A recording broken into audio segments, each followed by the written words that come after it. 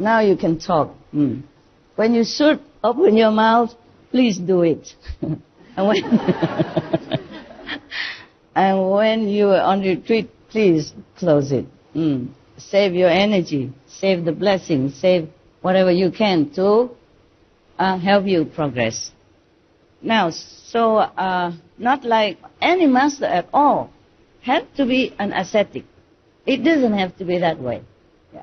But if you can, just simplify your life. Whatever you need, keep. What you don't need, give it away, sell it, or throw it away if it's not useful anymore. Simplify your life whenever you can, wherever you can. At home, okay? At home. Of course, I can simplify my life better, yes. But since I am destined to have some kind of decorated appearance, yeah, so I just go with that. Yeah. And recently I saw some of the AP, ancient prediction of our planet. And I saw some prediction saying that some master will come, wear high heel and stuff.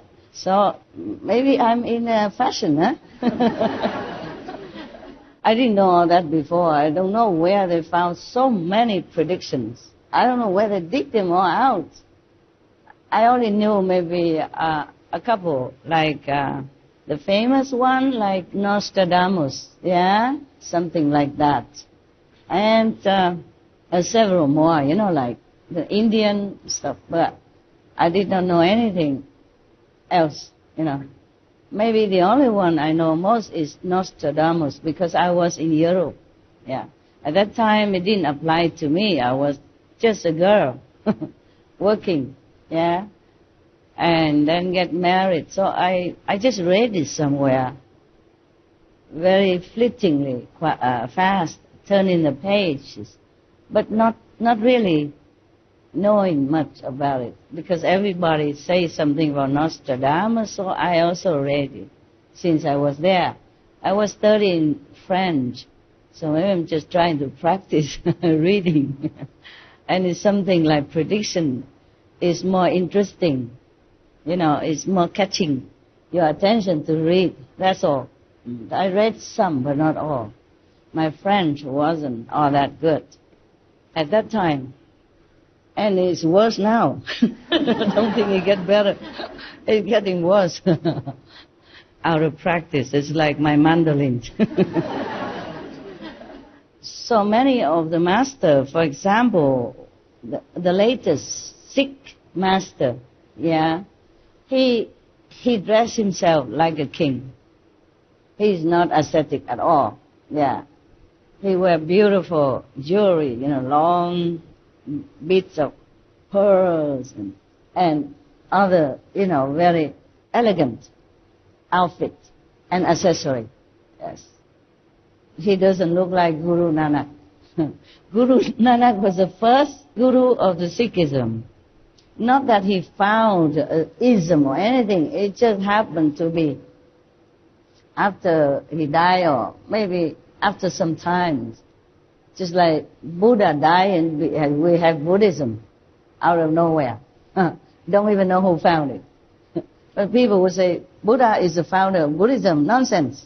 He never did. He never cared about anything like that. And like the Sikh gurus die and become Sikhism. Christ died and become Christian, etc., etc. And the Guru Nanak was a very, very ascetic master and enlightened saint. He walked everywhere. He ate whatever come his way. If nobody offer him anything, or nowhere to have access to food, maybe buying or people give, yeah, very little has been recorded about his life. But for some of the story, I gather, behind the nuances of the line, I gather that the Guru Nanak was an ascetic, yes, because he walked everywhere, and he just eat like berries and something like that, yes. But maybe later, when he became more well-known, then people would give him maybe a place to stay and some food to eat, a disciple offered to him. But normally, he's not the luxury one. I read in some story like one time he and his attendant disciple walk around somewhere, going some places, and then the disciple said, oh, there's a party going on, downtown. I should go and get some food and all that. But the Guru Nanak did not care, He just get some berries in the forest and eat them. Thus I knew that he wasn't all for fame and glory or anything like that. But the 10th, the latest Guru of the Sikh, he dressed like a prince and a king. Very beautiful, very luxurious, yes, and very dignified. Just like a royalty, And some of the other master or teacher like Guanyin Bodhisattva, I don't think she's an ascetic though. She wears beautiful clothes, yeah? Not overly decorated, like your master maybe, but she does wear beautiful clothes. Maybe that was afterward, Or maybe that is her real image when she appeared to the people, in the world to save them or help them in some way. But I saw some of the statues that she was wearing tattered clothes. Maybe she meditated too long, in the beginning of her spiritual mission. She meditated, a lot, and her clothes is all tattered and worn out, in 10,000 pieces. So there are times maybe she was an ascetic. And later, maybe she became more known, then the disciple would offer more clothes and a little bit more luxurious type of apparel. Now, so do not look at people from the outside image and judge the inside. Just like some kind of precious stone is hidden inside rough-looking, ugly rock, yeah? And when you cut it in half, like many, they show them in jewelry shop or a museum. When they cut in half, inside is hollow, and inside a lot of jewelry inside, shining. It's like that. Our body, no matter how it looks, it's just an outside garment. It is not our real self. When we hear something, it is our hearing nature, our inborn hearing power that hears it. And then we get used to it. We think it's the ears are hearing it. And when we see something, it is our seeing nature that sees it. And we keep being used to it, so we thought it's our eyes that is seeing things.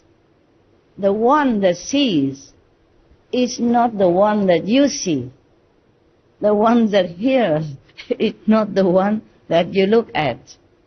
But we are so used to, with the outside appearance, as well as so used to with thinking, using all these our faculties, that we think this is we.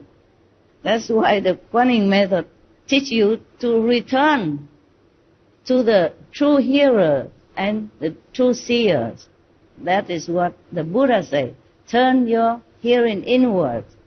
Turn your seeing backward. Then you will see the Buddha nature. Well, I don't repeat exactly word by word, but he talked like that. The same with his disciples around him, like Manjushri or Guanyin Bodhisattva. The name Guanyin or Avalokitesvara, Sanskrit name, Her name meaning contemplating on the sound of the universe, of the creation actually. But some of the translators put it like she contemplates the sounds of the world, not our words and things that we're contemplating. Because that doesn't need Kuan Yin Bodhisattva to do. We hear all the time, every day, right? Can you hear something? Yeah. We don't need Avalokitesvara to tell us, listening to this and that. Huh? So, she also means that turn your hearing inward. Again, return to your hearing source. Return to the owner of this body. Return to your own self, your real self. That's what many masters told, but not many people do. Because they don't know how. They don't know how to open their seeing nature. They don't know how to open their hearing nature. That's why, since times immemorial, many monks and non-ascetic, they practice all kind of asceticism just to get there. Because they think, forsaking everything, detach yourself from the whole world, then you will get the Buddha nature. It's not like that. It's not that easy. The Buddha's or Christ's nature is not like a business that you can exchange it for something or buy it with some sum of money or jewelry. No. It's something priceless, precious. We must find it by a very special, precious way. How many ascetics, renunciates people has been forsaking everything, wife, kids, kingdom, wealth, even don't eat or eat only very sparingly or once a day and don't get nothing. One of the high monks told some of the monks in some of the temple, because they were sitting in meditation, and the master asked, what are you guys doing? Say, we are trying to meditate to get enlightenment. And so the Zen monk, he take a brick, piece of stone or brick, and he keep filing it on the floor. And the monks ask him, what are you doing? He say, I'm trying to make a mirror out of this stone. And the monk say, how can you make a mirror out of this rough and, useless stone? And the monk say, how can you get enlightenment sitting there, idling, for nothing, useless? You can sit until thousands of years, and all the world come and go, and things are reborn and destroyed. You will never get anything if you don't get it right.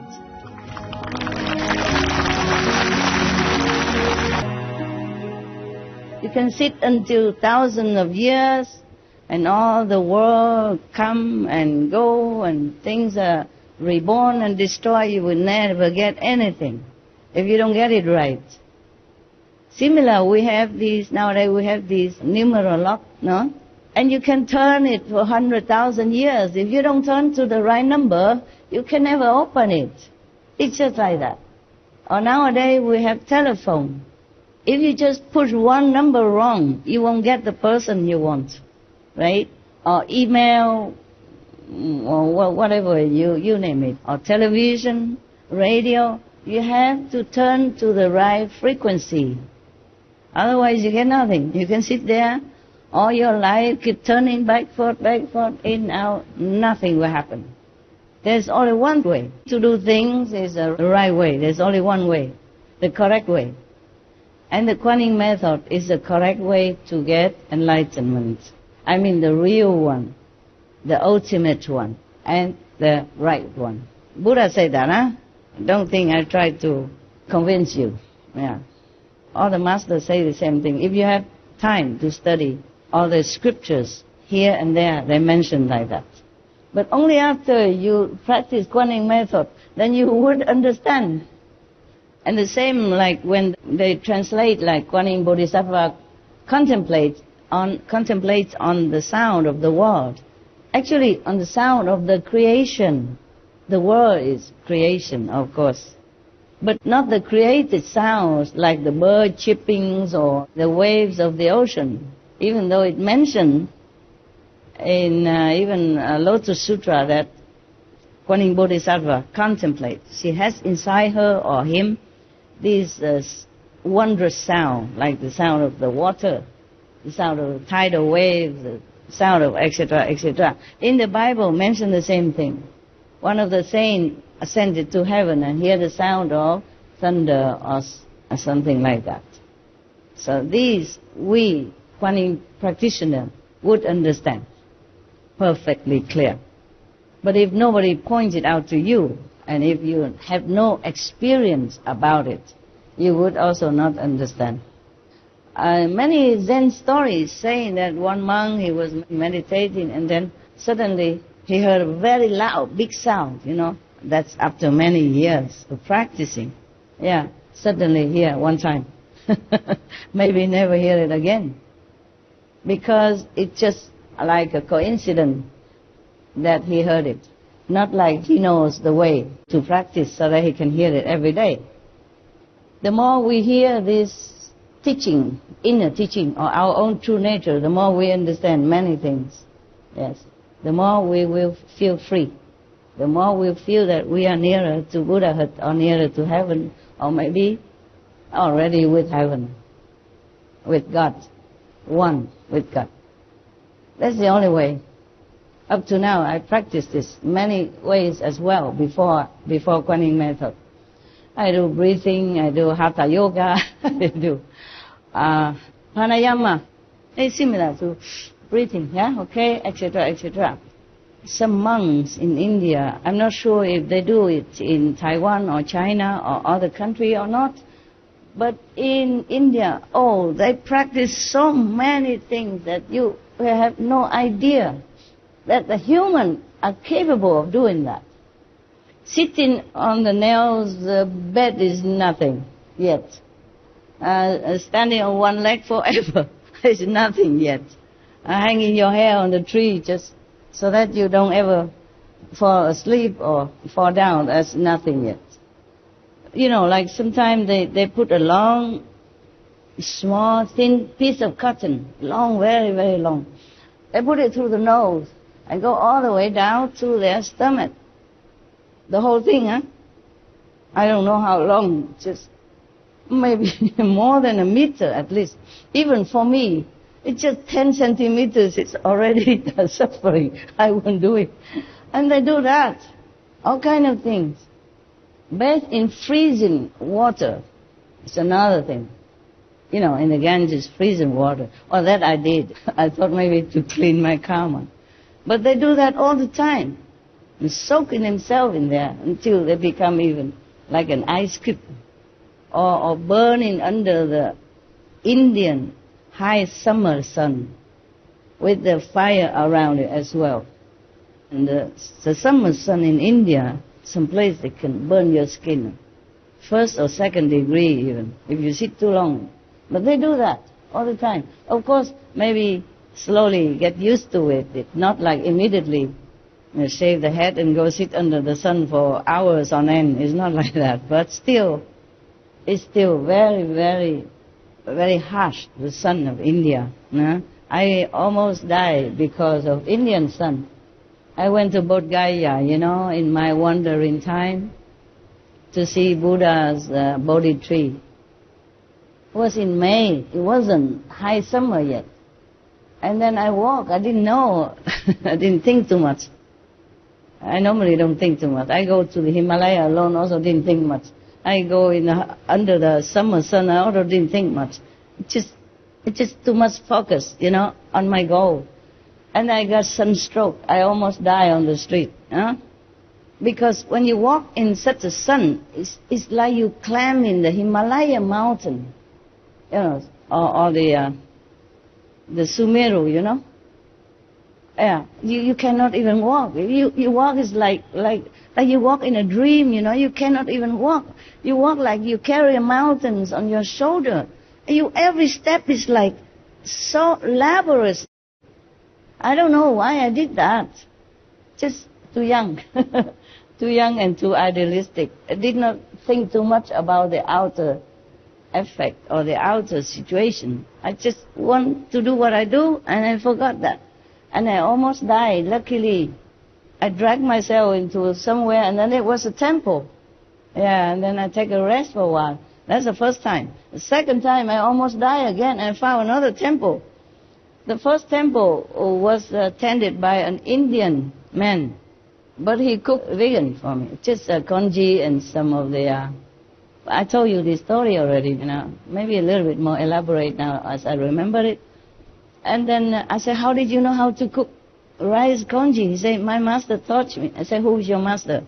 A Taiwanese monk. I was very lucky. I almost died. Without this food and without the shade to rest, well, I still, even with that, I went to see the Buddha Bodhgaya. I want to see the Bodhi tree before I die, before I almost die. On the way back, you know, and then in front of the temple, almost collapsed. And the man took me in, gave me, you know, things to drink, and I didn't even have anything to drink with me. They don't sell things on the road, you know, all the time, you know. I was walking. It was not that convenient. And so after that, I recovered, huh? But I did not learn, huh? Next time I want to see Varanasi, the deer park, huh? I want to see the first Buddha preaching place, and I had to see it. And I walk again, under the sun again. I almost die again. Luckily, in front of another temple. That temple is actually is a Tibetan temple. And you know, Tibetan monks, not all of them are vegetarian, huh? Yeah. Almost all of them. Almost. Most of them are not vegetarian. And they eat what is offered to them, yeah? Of course, they're not picky or nothing like that, but same with Thai monk or Cambodian monk, Myanmar monks, many of them are not vegetarian. So I collapsed in front of the... I can't remember what temple looked like. It's just because I was very sick already, you know. I could hardly walk, breathing difficulty, fever. And I almost collapsed there. And then a monk, a Tibetan monk, came out and took me in and put me on his bed and covered me with like a mosquito net kind of, you know, it was a big one, like a tent, huh? But smaller, you know, you cover, then you sleep. So you don't have to hang it, you know. They make it like that. Similar to some people, they make like a mosquito net, but smaller, like a half round, and then they cover the food, you know, in summer. So the insects don't spoil it, okay? Similar like that, but bigger. Enough for me. He covered me from head to toe. And he let me stay there. And he said, oh my God, fever.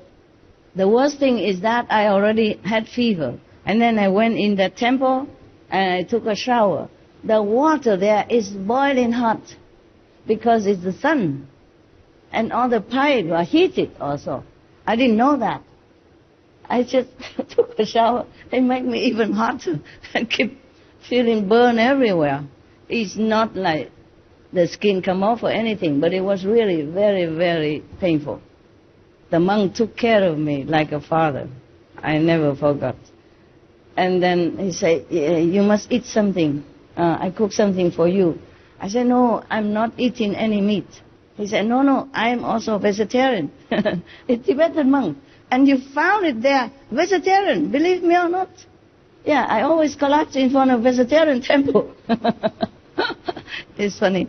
Actually vegan, you know, there's nothing, just some dry protein and a little japchae, vegetable, japchae. I still remember that word, japchae means vegetable in India. And just a little bit like that. And then I recovered slowly, and he gave me medicine and stuff. Such a kind monk he was, yeah. Otherwise, maybe I die already, yes. Because at night, when I was walking around, before I reached Deer Park, I was walking around and find somewhere to sleep. I cannot find anywhere. So I slept outside, you know. I slept outside in the open, alone. And the mosquito or some insect also giving me some present, make it even worse. Yeah, I was a natural ascetic because there's no choice. Drinking Ganges River, when on the higher side of the river there was some leprosy people living there, and nothing happened to me.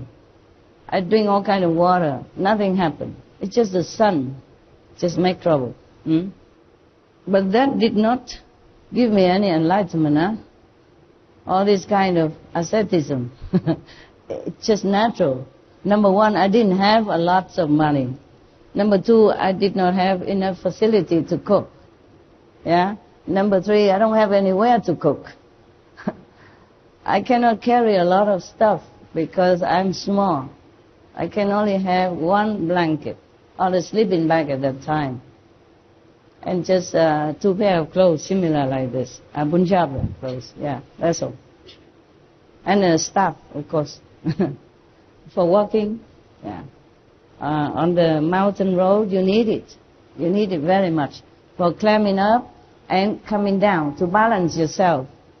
Otherwise, if you just walk alone without a staff, you might slip, okay? Yeah, either going up, slipping down, or going down and slipping down. Yeah, so that's all I have. So you can see many monks in India, they have a staff also for that. Yeah. So, do you have enough asceticism yet? Because the Master will teach you more than I can say, more than I have done. The Master Mahavir will teach you more. That is just a prelude, okay? Just appetizer for you. Now come the real thing.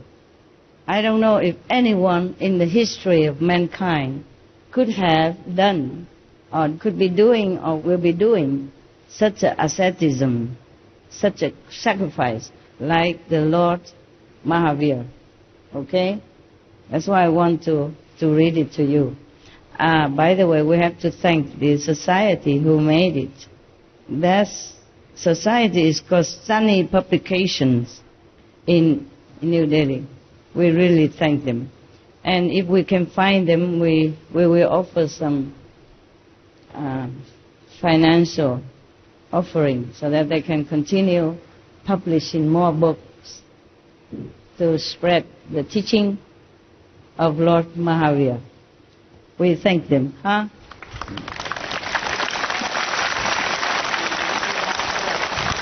And may God bless them limitlessly. Okay, now it is the great renunciation. It was the 10th day of the dark fortnight of the month of Marxist Sanskrit. I don't know a lot of Sanskrit, okay? Don't blame me. I went there for enlightenment. I didn't went there for Sanskrit. I did learn some, but you know, you learn here and you return it in India, throw it in the Ganges River already. If it wasn't for you, I don't even need to read anything anymore. It's just like a kindergarten teacher, you know, she already over it and she has to read everything. It's a children's story book and stuff for her students. Prince Vardhaman had observed a ritual fast for 2 days. A palanquin named Chandrabrat was prepared for his great renunciation. Sometime in the afternoon, Vardhaman came out of the palace and climbed into the palanquin, you know, small coach, you know, that people carry another person on it now in a long time. Some rich people or royalty, they go on palanquin, they don't walk. Me also, I don't walk with this type of shoes. I walk a little bit. The procession with the palanquin proceeded to Chanatkan Garden in the northeast of Kshatriya Kund. The palanquin was placed near an Ashok tree. Ashok tree has nothing to do with the King Ashok, okay? One of the most ardent devotee of Buddhism, and he was credited of spreading Buddhism everywhere. As Ashok, King Ashok is different. I don't think this tree belonged to King Ashok. It's just the name of it. Fancy a king has a name like a tree. Vardhaman got down from the palanquin. Thousands of eyes were staring at the prince. His golden body was adorned with a beautiful dress and scintillating ornaments. The next moment he had removed all the ornaments and his dress as well. Nothing left on his body anymore. The only cover on his body was a piece of cloth resting on his shoulders and provided by Indra. Indra offered him this dress. The god Indra, the rain god, the one that is making something drop in on our roof right now. The water drops. Thank you.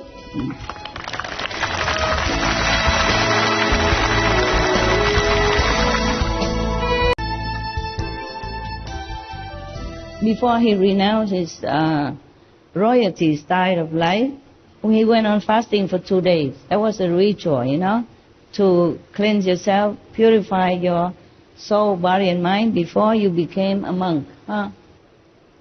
Did you try? Any of you try 2 days, 3 days fasting? Yes. Yeah, the monks okay, but you, how many days? How many days? 2 days. The second day is the worst. If you continue, you can do it for a longer time. The first day is not too bad. Your will is still strong. Your determination is unstoppable.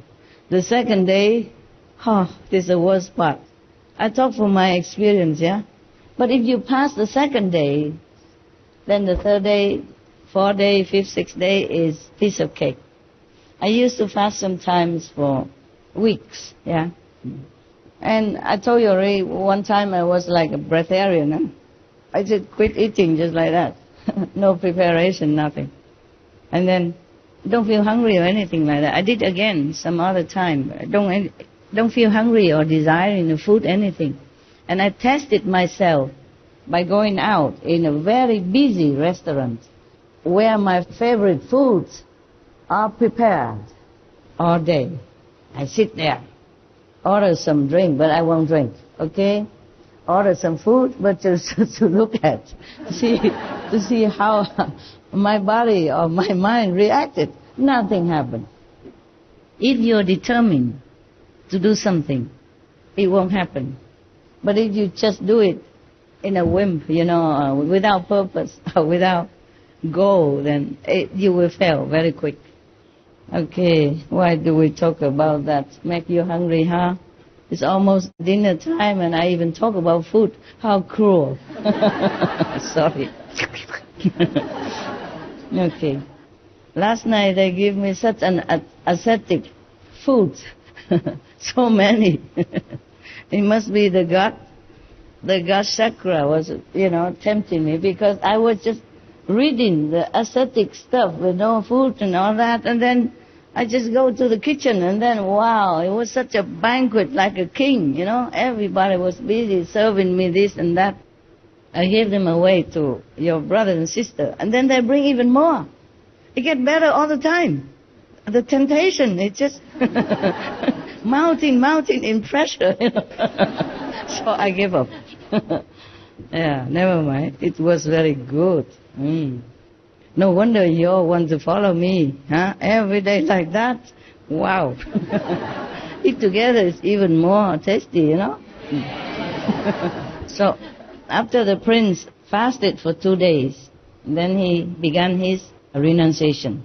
So, according to tradition, first he climbed onto this luxury coach, yeah, car, carried by attendants, decorated beautifully. He himself also decorated most lavishly, yeah.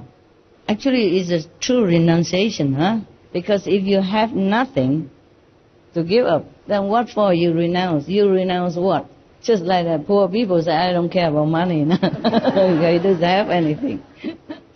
And then he got down from that coach, and then he took off in front of thousands of witnesses, yeah, because everybody has to know. Since he's a prince, yes, so all the citizens know about it, know about this ritual ceremony. So they all came surrounding him and look at him. So in front of thousands of witnesses, he took off all his luxury and ornaments and even his dress. He has only one piece of cloth that's offered to him by Indra. You would wonder how Indra a god in heaven would be able to give address to a mortal at that time. You know, a mortal like Vardhaman, Prince Vardhaman. Who knows? Who knows how a god can do that? No? Man, you always pretend to not knowing so that you make me feel good, huh? Well, thank you. Anyway. Well, he can manifest it himself. He can manifest like a human. Because they manifested many times. These gods, how come you don't remember? They manifest into a physical realm as a body of a human or any animals or birds or whatever. Either to test you or to praise you or to give you something. You forgot, huh? God Indra. Remember he went to Vardhaman, Prince school when he was 8 years old and tested him in the form of the old Brahman. Tested the teacher, and teacher cannot answer. And then Vardhaman answered him. Yeah. And then another time, remember the gods appear in the form of the cobra, and then a giant to carry the little 8 years old boy prince. Yeah, remember that? They can do that. They can give you anything in this world if you desire, if you please them. You can have richness, you can have fame, you can have magical power, you can have anything if you bow to them, worship them. But if you want to become a Buddha, then you are their enemy. at least for a while until they test you. Make sure that you don't want to become a god and snatching their throne. Imagine a god thinking like that and having jealousy and attachment like that. How about us, the mortal?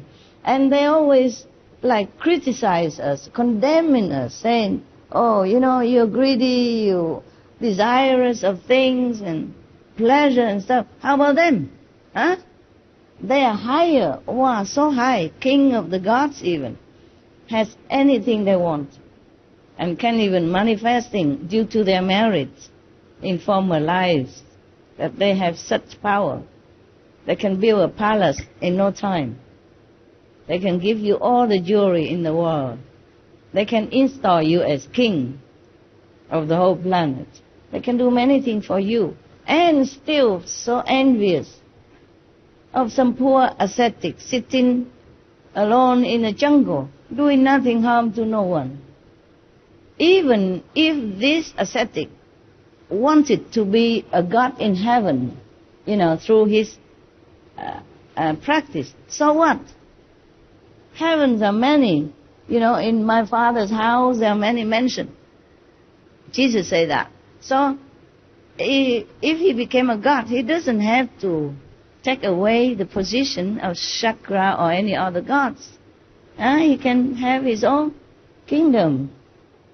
But I don't understand the gods, these small gods. They rule the whole, many heavens, over many gods, have so many beautiful fairies, angels around them, have everything, all the power in the three worlds, and still so silly. We would think heavens, these kind of lower heavens, of course, not the original heaven, okay? Not the higher heaven like the fifth heaven or the fourth level heaven or above the fifth, different.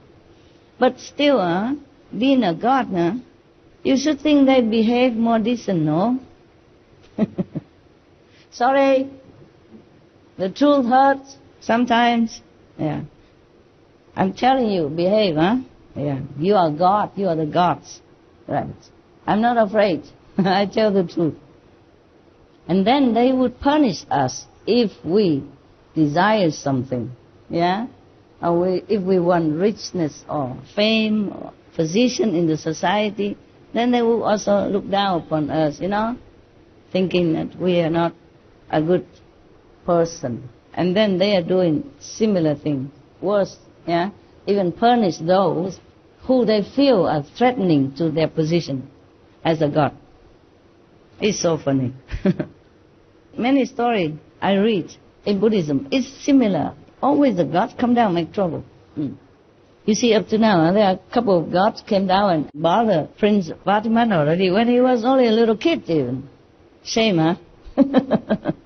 Shame on you. Well, we forgive you. So now, after removing all the ornaments and dress and leave only the cloth that Indra gave it to him, Indra god came down due to respect and offer him this celestial kind of cloth. It's different, it's shining with light, in all directions. It's brilliant. It's not this one. It's not made of cotton. Even though you say I look beautiful in this, but his dress, even though it's not from royalty, but it's from heaven, it's beautiful. The same with the cassock that offered to the sixth patriarch, Huineng, that was passing down from a long lineage of enlightened master. It has different energy than it's just a normal dress, a normal cassock, mean a monk's robe. That's why after the sixth patriarch got this dress, many people want to kill him for it, want to take it. And they are monks even. Believe it or not, telling you. Some kind of monk. Huh? After he does that, he has only one piece of cloth to cover himself. And then the prince, Vatman, poured out his hair in 5 strong fistfuls. I guess the ritual at that time. You have to pour out your own hair. He should have gone to the Buddha, and then the Buddha would just make it fall off, naturally, or shave it for him. But I guess it's a ritual. He has to do it. It's painful. Just to show the pain and the endurance of somebody who wants to be a monk at that time. And he was determined. So he poured his hair in 5 strong fistfuls, the fist of his own hand. Imagine, he's a very strong prince, huh? He even catch a cobra and throw him away, big cobra. And he punched the giant when he was only 8 years old. Imagine now he's 30 already. Imagine how stronger he has become. And he poured his own hair 5 times to take it all off instead of shaving. And then Indra at that time, present, collected his dress, his ornaments and hair and put into a golden vessel. What is Indra doing here? Collecting people's stuff. But they are precious, that's why. Okay? Now, after this, he uttered in his deep resonant voice, Namo Siddhanam, meaning I salute or I bow to the Siddhas, meaning liberated souls, meaning I salute all the masters, or I bow to all the masters, yes. Or the saints, yeah? Same, yeah. Liberated saints. And then the prince took the vow of ascetic life. Now, officially, he has become ascetic. He spoke again. I take the vow of practicing equanimity all through my life and abandon all intentional sinful activities. Thus spoken, Lord Mahavir Swami, accepting the rigorous ascetic vow and resolved, in my ascetic life, I will remain equanimous in all conditions and circumstances, meaning he will be always at peace and tranquil. He will not fight back, or he will not complain, or he will not change, do anything, no matter what happened to him. He will just stay tranquil. That's what it means. He continued, I will tolerate every affliction or predicament caused by man, God, demon, or animal equally, no matter how fearsome it is. As long as I do not attain omniscience, I will continue to tread the fire-paved path of purity with unflinching and firm steps. He vowed like that. a wave of reverence started, and thousands of heads bow with reverence, and thousands of the throats utter in unison, "Victory be to Shraman Mahavir." This is the name, is the title for monk now. He's Shraman Mahavir now, okay? Yeah, or Swami, similar. Okay. After the austere vow, the Mahashraman, mean the great Swami, the great monk, they call him now, acquired Manapayavachanan, which allow him to perceive the feelings and thoughts of all beings. He has some psychic power now, yeah, just like in knowing the thought of others. In Buddhism, also like that. When the monks practice under the Buddha, some of them have this kind of power.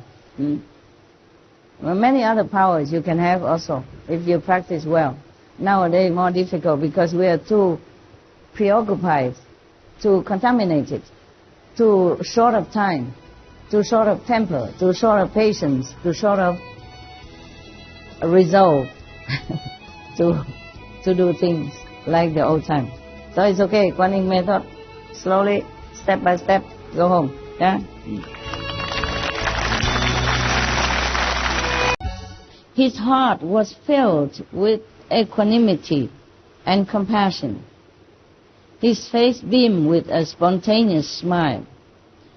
Why does he feel compassion after he have this power? Because he can feel what the humans or beings around him or in the world feel. You know, their sorrow, their pain, their frustration, their troubles, their helplessness, their suffering. That's why he has compassion for them. The masters, they all have all this. Just sometimes they have to shut it down, otherwise they cannot continue to do their job. The sympathy they have for all beings will collapse them mentally, emotionally, psychically, and bodily as well. No one can be able to really function well in this world, no matter how strong spiritually, if that person continue to open this faculty, psychic power, to and hear in all the suffering of the world. The Kuan Yin Bodhisattva, she hears them, their pleas, only when necessary, only when they are desperate, and only for that person or those persons.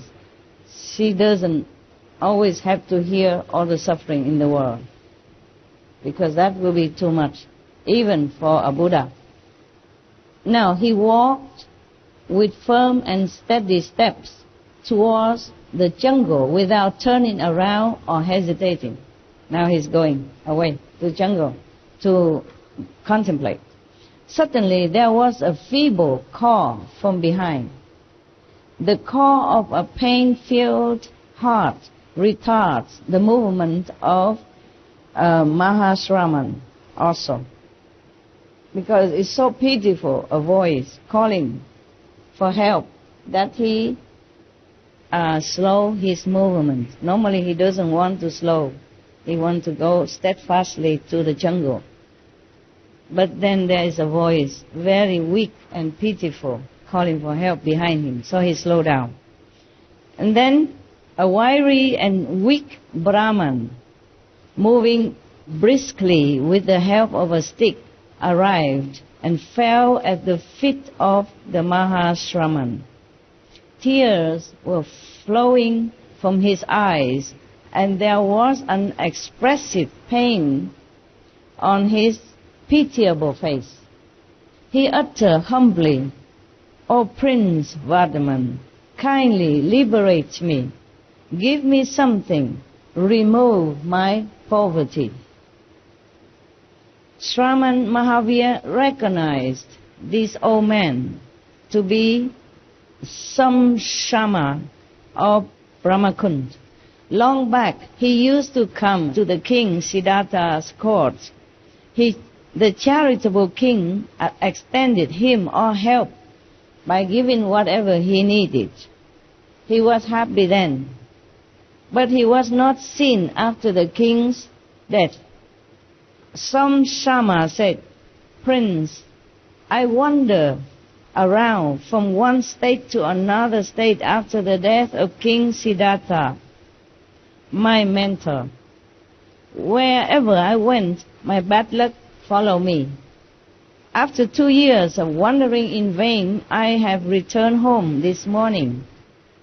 On my return, my family members informed me about your year-long charity.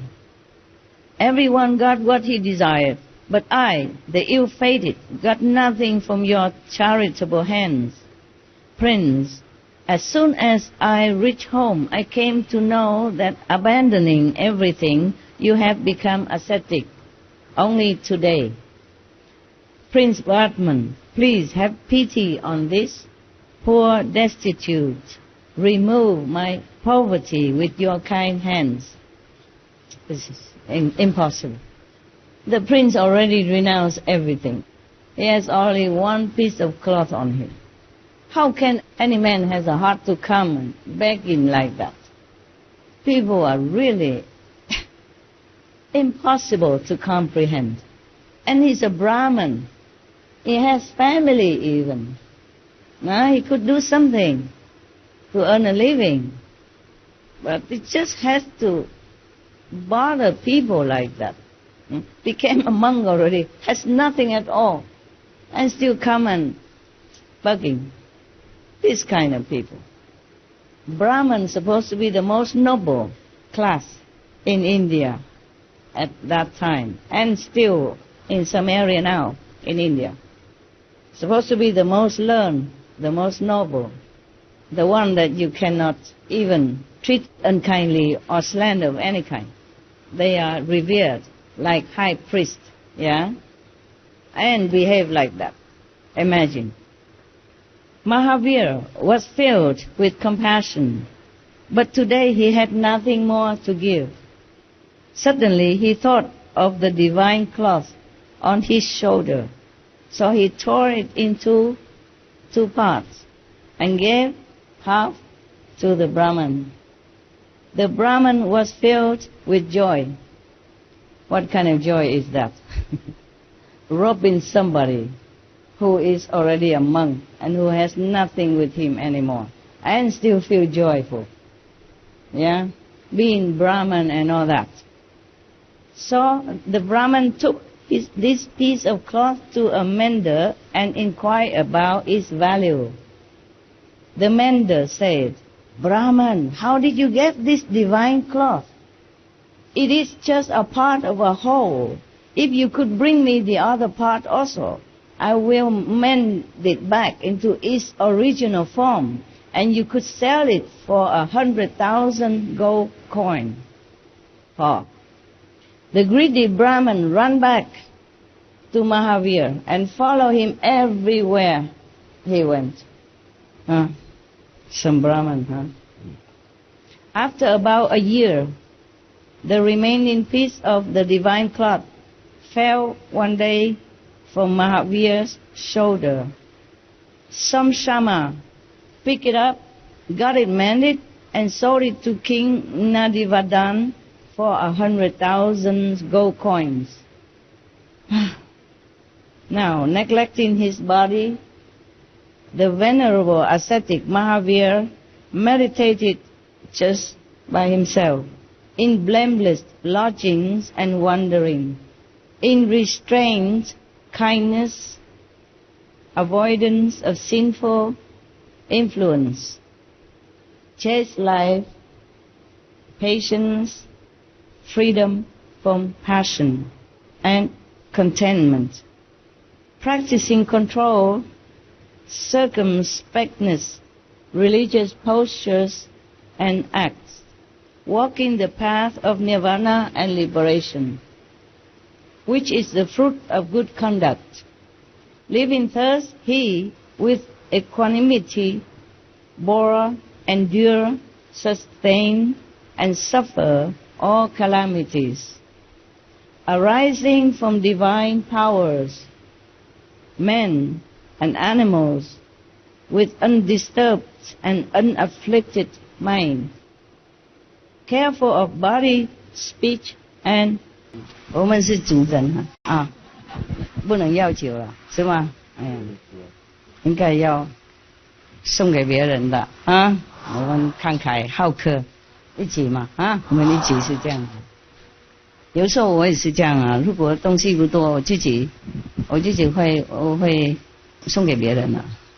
东西不多，其实我的东西啊，如果不够的话，我东西会给他们。印度人他们也是这样啊，如果有人来他们的家啊，他们没有多少，也全部贡献出来。他们认为任何人来啊，是的上帝来的，不是上帝派来的，所以他们对客人呢，跟对上帝一样，很尊重，就没东西也全部拿出来。你们知道师父讲过一个故事，是那个嘎比亚那个僧人有没有？嘎比亚大师啊，连他太太也想拔出来卖，为了供养那些来拜访他的和尚啊，还有那个过路的人，他们来的话是客人嘛，还好太太也没有卖，东西也拿到。记得故事吗？哦，不错。